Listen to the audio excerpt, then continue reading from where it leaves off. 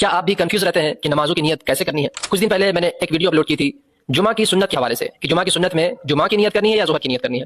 اس video میں کافی سارے لوگوں نے یہ کمنٹ کیا کہ مولانا صاحب نیت کرنی کیسے ہے یہ تو بتا دیجیے.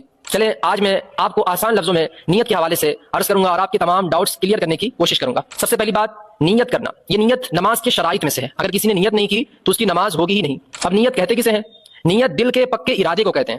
کوئی بندہ اگر دل میں نماز کی نیت کر لیتا ہے تو اس کے لیے کافی ہے، نماز ہو جائے گی. لیکن زبان سے کہہ لینا یہ مستحب ہے.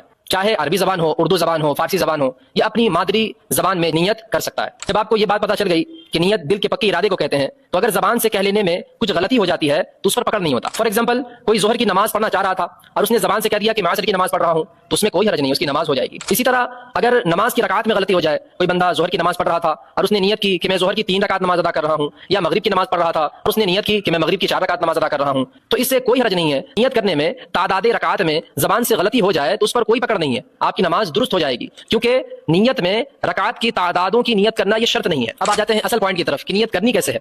دیکھیں، نمازیں 5 طرح کی ہوتی ہیں.